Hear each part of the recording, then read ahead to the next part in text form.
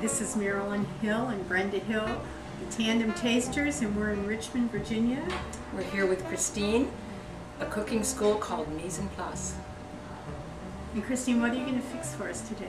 Today we are going to do a really simple, wonderful seasonal appetizer. We're going to do some goat cheese and pepper stuffed figs with a little bit of pepper bacon as well as a pomegranate balsamic sauce on top. That sounds nice. Can't wait. Thank you. Here we have some wonderful fresh Mission figs. You can find them, you can grow them in your yard, you can find them at your local farmer's market, as well as many of the grocery stores around town here. So what I'm going to do is I'll just pop off the stem, which is really simple, and then I'm going to cut them in half. And the key to this, well, to many dishes, is to have all your ingredients out and ready to go. And that's what mise en place Correct. means. That's what am I mise right? en place means, having all things at your hand, which is easier said than done sometimes, especially when you're busy with a lot of different tasks. I'm just going to scoop out just a little bit of the center there so that we can place the goat cheese inside so that it doesn't ooze out. You'll want to preheat your oven to broil because we're just going to put a nice little sear on top of this. So again, you can use a melon baller, a small spoon is fine as well. I'm just going to scoop these beautiful figs. Just going to put the pulp aside. And while you're preparing this, what you can do, I have some really great thick cut pepper bacon.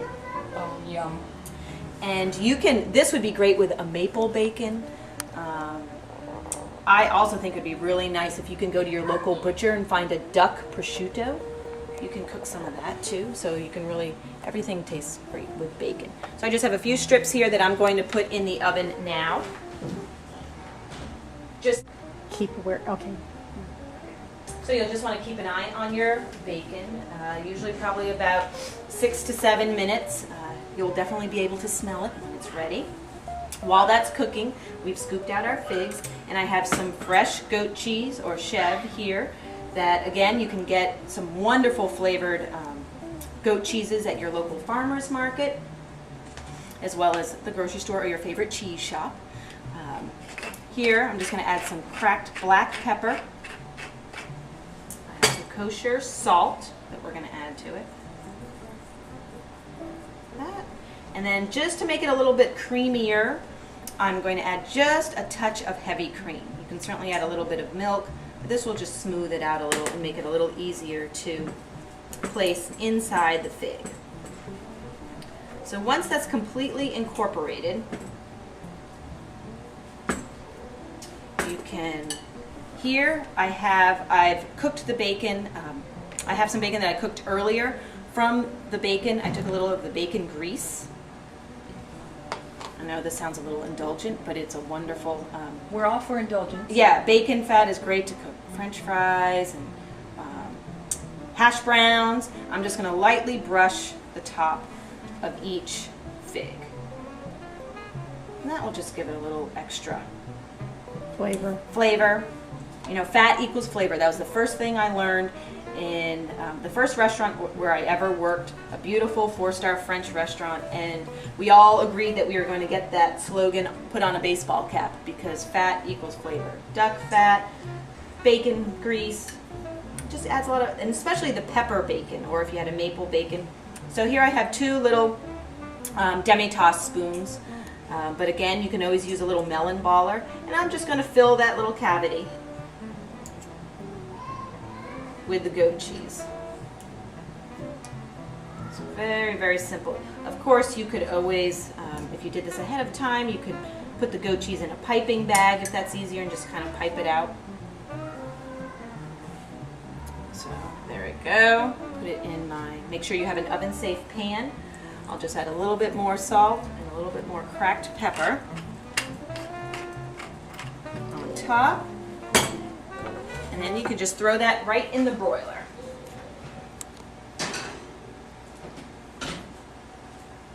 All right. So now, with the magic of TV, Here I have some reduced balsamic and pomegranate juice. So I reduced it down so that we have a really nice syrup here. You could always just go with a straight balsamic and reduce that down. It actually gives it a little bit of an aged taste to it. And again, this is just the straight pomegranate juice with the balsamic reduced to a nice syrup, really. So it's pretty simple. Now I have here my broiled figs, and you really just want them in there long enough to get a nice little color on your goat cheese and soften them up a bit. So I'm going to put a couple of these on the plate. Your bacon.